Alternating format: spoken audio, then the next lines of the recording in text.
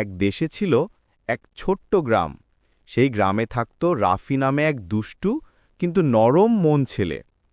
রাফির সবচেয়ে প্রিয় বন্ধু ছিল একটি মজাদার দেখতে হাঁস, নাম টুনটুনি। অদ্ভুত ক্ষমতা, টুনটুনির ছিল এক অবাক করা ক্ষমতা। যখনই সে খুব খুশি হতো, সে একটি করে সোনার ডিম পাড়ত। গ্রামের সবাই টুনটুনিকে খুব ভালোবাসত।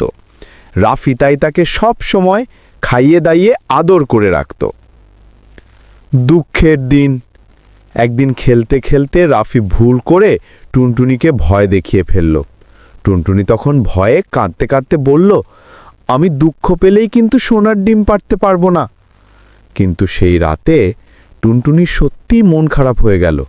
সে খাওয়া দাওয়া বন্ধ করে দিল আর রাফি খুব চিন্তায় পড়ল।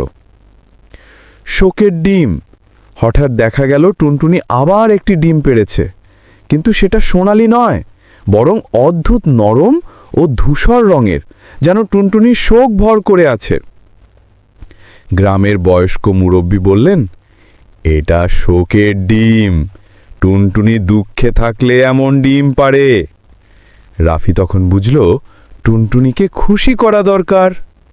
ফিরে পাওয়া আনন্দ। রাফি তার জন্য ফুল তুলল, গান গাইল আর সারা দিন পাশে থাকল। ধীরে ধীরে টুনটুনি আবার হাসতে শুরু করল। পরের সকালে টুনটুনি আবার একটি চকচকে সোনার ডিম পাড়ল। রাফি বলল, টুনটুনি, তোমার সুখী আমার সুখ। গল্পের শিক্ষা, ভালোবাসা ও যত্ন দুঃখকে সোনায় পরিণত করতে পারে।